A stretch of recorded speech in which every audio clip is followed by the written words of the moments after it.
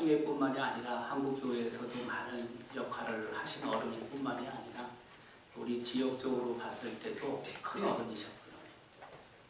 우리 교회를 24년 우리 목사님께서 섬기셨어요. 저는 목사님이라는 단어가 제 입에서 나올 때는 우리 김 목사님만을 뜻합니다.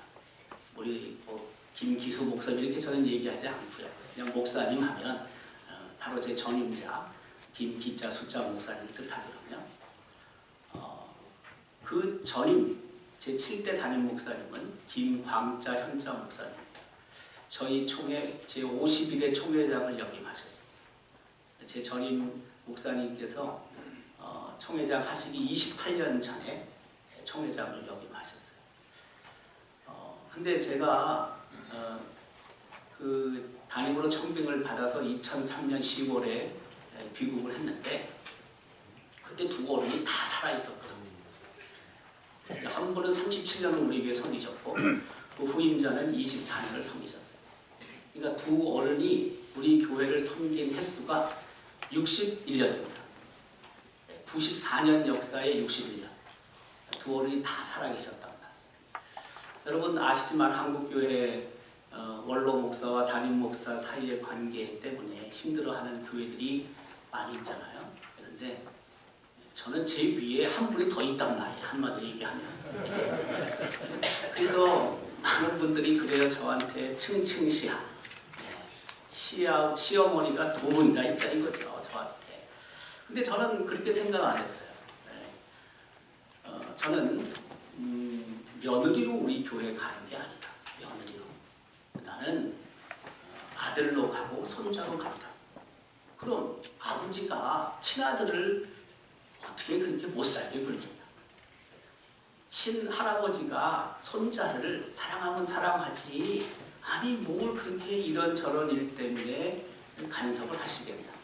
그렇게 생각을 했어요. 실질적으로 우리 목사님이나 우리 원로 목사님이 제 목회 사역에 있어서 큰 도움이 되고 방패가 되셨지 단 한 번도 제가 사역하는데 이래라 저래라 하신 적이 없어요. 우리 어른들이 굉장히 나이스하신 분입니다. 참 고마워요. 참. 제가 우리 어르신들에 비하면은 아주 일천함에도 불구하고 늘 그래요. 우리 목사님들이 잘한다고. 뭘 잘하겠어요. 제가. 우리 큰어른도 그래요. 우리 한국교회에 정말 대단히 큰 어른입니다. 우리 김광자 현자 목사님. 그런데 늘 예배를 마치면 저한테 하시는 말씀이 목사님, 김 목사님 언제나 경호를 쓰세요. 또 그 어른은 할아버지인데 저한테 하시는 말씀이 아유 설교 잘했다고 저한테 그러세요.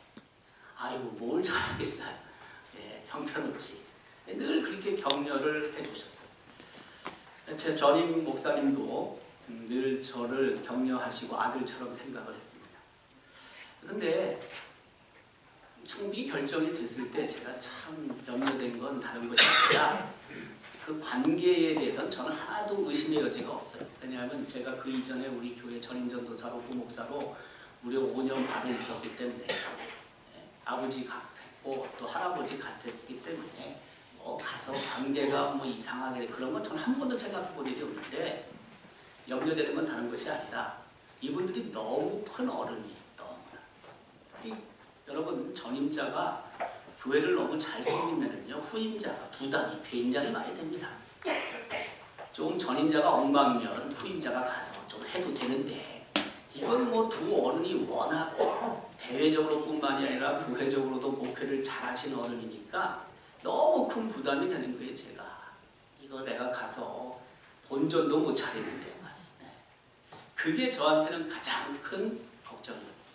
더욱이 한 94년 동안 어쨌든 그 지역의 중심교회로서의 역할을 감당하고 또 총회에서도 맡겨진 일들을 우리 교회가 잘 감당해 왔는데 아까 제가 말씀드린 것처럼 하나님께서 우리 교회에 들려주신 그 촛대가 제가 담임으로 가서 혹시라도 다른 데 가게 되면 어떡하나. 이거 참 불명예 아닙니까? 저한테도 불명예고 우리 교회 입장에서 봤을 때도 참 명예롭지 못한 거죠. 그게 저는 가장 큰 염려였습니다. 그래서 이걸 와야 되나 그냥 거기 머물러 있어야 되나 고민을 하던 중에 오늘 읽은 이 말씀, 사도 바울이 디모데에게 편지로 남긴 이 말씀을 제가 묵상하면서 내가 가야 되겠구나, 순종하며 와야 되겠구나 하는 생각을 붙였어요. 알고 있지만 디모데는 사도 바울의 영적인 아들 아닙니까? 그리고 디모데가 굉장히 연소했지 않습니까? 그럼에도 불구하고 디모데는 목회자로서 또 사역을 잘 감당을 해야 됐고요. 그래서 사도 바울은 디모데에게 용기를 주는 말을 하는 거죠. 편지를 통해서, 서신을 통해서 디모데에게 그 목회를 잘 할 수 있도록, 교회를 잘 섬길 수 있도록, 성도들을 잘 훈련시킬 수 있도록 편지를 통해 격려하게 되죠. 오늘 본문 디모데후서 1장 7절에 이렇게 기록합니다. 하나님이 우리에게 주신 것은 두려워하는 마음이 아니요 오직 능력과 사랑과 절제하는 마음이라는 이 말씀이 제가 묵상하는 중에 내가 가도 되겠구나 하는 생각을 갖게 만들었어요. 하나님이 우리에게 주시는 것은 결코 걱정과 염려와 두려워하는 마음이 아니라는 것입니다. 하나님이 부르시고 하나님이 보내시면 하나님께서는 그 사람에게 능력과 사랑과 절제하는 마음을 주셔서 하나님의 일을 감당할 수 있게 인도해 주신다는 것이죠. 저는 이 말씀이 제게 얼마나 큰 위로가 되는지 모릅니다. 그래서 제가 순종하는 마음으로 교회에 왔습니다. 그리고 14년이 이제 지나가고 있습니다. 사실 제가 오기 전에 섬겼던 교회에서 영주권 신청을 했어요. 제가 하고 싶어서 한 건 아니고 저는 유학생으로 있었고 또 PhD 과정이 있으면서 풀타임으로 이민교회를 섬겼는데 세금 처리라든지 여러 가지 문제에 있어서 교회 입장에서 봤을 때는 영주권을 신청하면 좋겠다는 거예요. 그래서 영주권을 신청을 하고 이제 지문도 찍고 이제 그랬어요. 근데 이제 교회 청빙이 문제가 있었고요. 저는 결정을 하고 들어오면서 이 영주권 문제를 어떻게 해야 되나, 아직 제가 손에 쥔 건 아닌데 이걸 어떻게 하면 되나 하고 고민을 좀 했습니다. 했는데 이쪽 교회를 사임하고 들어오잖아요.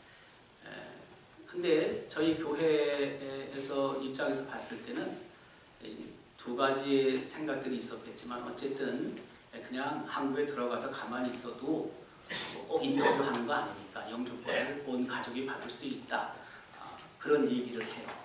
그래서 포기하지 말고 언젠가 혹시 쓸 수도 있을 텐데 애들이 혹시라도 또 교육을 받게 되면, 미국에 오게 되면 그 영주권이 도움이 될 텐데 갖고 있으라고 그러는 거죠, 저한테. 그러나 어쨌든 제 입장에서는 그것도 기도의 제목이었어요. 이걸 내가 계속 갖고 있어야 되는지 하는 생각이 들었어요. 기도하던 중에 제가 그 영주권 절차를 밟고 있던 변호사에게 전화를 하고 포기한다는 내용의 서신을 보냈어요. 난 포기하겠다. 난 한국으로 들어간다. 그랬더니 그 변호사도 그걸 왜 포기하냐고 저한테 그래요. 근데 저는 세 가지 이유가 있었어요. 첫 번째는 뭐냐면 제가 그 교회를 사임했는데 그 교회에서 계속 저한테 재정적으로 스폰서를 해준다는, 사실 거짓말이에요. 저는 끝나고 한국에 왔으니까 그 이민국 입장에서는 그 부분을 확인을 해야 되는데 만에 하나라도 교회로 전화를 했을 때는 교회에서는 그것을 거짓말로 예스라고 해야 돼요. 저는 그게 싫었어요. 교인 입장에서 봤을 때 그 영주권 때문에 목사가 그렇게 거짓말 하는구나. 교회에서 그렇게 어쨌든 해주지만은 거짓말을 하는 부분이 같은 동격으로 취급되는 게 저는 싫었어요. 그래서 싫었고요. 안 한다고 그랬고, 두 번째는 그 영주권을 유지하기 위해서 또 1년에 한 차례나 2년에 한두 차례 이렇게 왔다 갔다 해야 돼요. 그 미국. 물론 이런 핑계 저런 이유로 갈 수 있죠. 못 갈 게 뭐 있어요. 저도 거기서 6년여 살았는데 뭐 집회다 부흥회다 갈 수 있죠. 근데 그것도 싫었어요. 그 영주권을 제가 유지하는 것도 싫었어요. 세 번째는 배수의 진을 치고 오는 게 맞다라는 생각을 했어요. 영주권이 있으면 사역을 하다가 뭐 좀 어렵고 힘들고 마음에 안 맞으면 보따리 싸가지고 다시 태평양을 건너가려는 마음이 생길지도 모르거든. 사실 거기 뭐 저한테 뭐 기다리는 건 아무것도 없지만 그런 마음이 들 수도 있거든요. 그래서 깨끗하게 포기하고 들어왔어요. 근데 제 생각에 잘했다 하는 생각이 들었어요. 완전히 배수의 진을 치고 섬기는 교회와 사역만을 위해 제가 헌신하는 것이 맞고, 그것이 오히려 하나님께서도 기뻐하실 것이고 저도 한 곳만을 바라보고 나갈 수 있다는 생각이 들었고, 시간이 지나면서 그것이 너무 잘했다라는 생각을 제가 갖게 됐습니다. 영국을 포기하지 않고 들어온 분들이 결국에는 포기한 분들이 많은데, 처음부터 포기하고 들어온 분들이 있지만 계속 유지하고 있었던 분들이 있습니다. 근데 시간이 지나면서 아주 어려워지는 거예요. 양쪽을 다 갖고 있는 게 어려워져서 결국엔 그만뒀습니다. 저는 일찍도 포기한 게 잘한 거죠, 그러니까. 그래서 한편으로는 그 하나님의 교회와 성도들을 섬긴다는 그 일들은 역시 그런 배수의 진을 치고 나름대로 뭐 생명까지 걸어야 된다고 이론적으로 말하지만 어쨌든 그런 자세로 해야 된다는 것이 맞다는 것을 또 한 번 제가 느끼게 돼요. 그럴 때 하나님께서 우리에게 능력을 주실 뿐만이 아니라 사랑하는 마음도, 절제하는 마음도, 그래서 하나님의 영광을 드러내는 일에 거룩한 도구로 사용될 수 있다고 저는 시간이 지나면서 더 확실히 느끼게 됩니다. 사실 이 시대는요, 그런 결단이 참 부족합니다. 목회자들도 각 교회들도 그렇고요, 상당히 무기력해 있지 않습니까? 교회가 이런저런 모양으로 많이 힘든데 열심히 전도를 하고 열심히 사역을 해도 성장하고 부흥하는 것이 많이 힘들다고 그러지 않습니까? 아마 많은 교회들이 처음부터 안 하는 교회가 어디 있겠습니까? 처음부터 사역을 위해서 전념을 안 하는 목사님들이 어디 있겠습니까? 근데 하도 안 되니까 그런 무력감을 느끼게 되고 무기력을 느끼게 되는 거거든요. 그러다 보니까 이 변화하는 일에 굉장히 그 힘을 다 못 쏟아요. 처음에는 하다가도 해도 안 되니까 그 다음부터는 변화하려고 하지도 않고 그냥 현실을 유지하는 경우들이 얼마나 많이 있는지 모릅니다. 근데 가장 잘 변화가 안 되는 곳이 교회잖아요. 어떻게 보면. 교회가 어떤 면에서는 더 빠르게 변화해야 하는데 복음의 본질은 갖고 있다 할지라도 틀도 때로는 바뀌어야 되고 그 복음에 기초한 그 내용들을 넘어서서 형식도 바뀌어야 되는데 우리가 너무 고수하고 그리고 그 익숙함에 편리함 때문에 우리가 변화되지 못하는 현실이 사실은 교회를 더 힘들게 한다고 저는 생각합니다. 우리 교회가 오래됐잖아요. 우리 교회 와보신 분들도 많이 계시겠지만은 이 본당이 80년 됐습니다. 80년. 저희 교회 본당이 문화재입니다. 오시면은 와서 그 본당에 앉으면 문화재에 앉아 있는 겁니다. 4월 6일 날, 요번 4월 6일 날 우리 본당이 작년 100일의 총회에서 사적지로 지정이 됐습니다. 그래서 4월 6일에 사적지 지정식을 갔습니다. 지정 예배를 갔습니다. 4월 6일이 의미가 있는 날이에요. 지금부터 80년 전 4월 6일에 저희 교회가 그 본당을 준공했어요. 그래서 80년 된 그날 우리가 사적지 지정식을 가져요. 의미가 있는 날이에요. 그 본당 앞에 서면은요, 이 돌집이 무겁게 느껴지거든요. 그냥 그거 보면은 아, 이거 참 역사가 있구나, 이 교회가. 전통이 있구나라고 생각이 듭니다. 여러분, 역사와 전통이 있다는 것은 변화가 대단히 어렵다고 느껴지게 만듭니다. 그렇지 않습니까? 오래된 교회들이 잘 못 변하죠. 그런데 저희 교회는 그렇지 않습니다. 사실 우리 어르신 때부터 변화에 굉장히 유연합니다. 우리 목사님들이 비교적 많은 곳을 다니시잖아요. 외국뿐만이 아니라 또 서울이나 이런 곳에 교회를 많이 다니시면서 많은 것들을 보고 교회의 새로운 사역들 이런 것들을 시작을 할 때 우리 교회 성도들이 잘 따라와요. 오래된 교회임에도 불구하고 그 변화에 아주 익숙합니다. 유연하게 대응합니다. 그래서 저희 교회는 계속해서 리모델링이 되고 또 리빌드업이 됩니다. 계속해서. 오래된 교회임에도 불구하고 저희 교회는 새로운 사역들을 행하는 데 있어서 겁이 없습니다. 오래됐지만 그러나 우리 교회가 하고 있는 여러 사역들은 새로운 것들이 참 많습니다. 제가 한 가지 예를 들면요. 한 10년도 지났습니다. 이미 10여 년 됐는데요. 제가 6년여 동안 미국에 있다가 들어왔을 때 다 같은 현상이지만 그 교회 학교가 막 침체가 굉장히 많이 됐어요.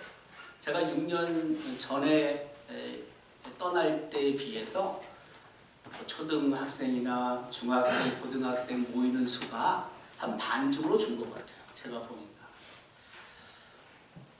근데 여기 지금 뭐 아동부, 전국연합회 출신들도 계시고 중고등부 다 계시지만은 저는 그때 그렇게 생각을 했습니다. 이 틀을 갖다가 계속 가져가야 되느냐. 저는 참고로 미국에서 종교교육 PhD 과정을 했습니다. 이게 아니라는 생각이 저는 들었습니다. 그래서 아동부든 중고등부든 현재의 틀을 바꿔야 된다고 저는 생각했습니다.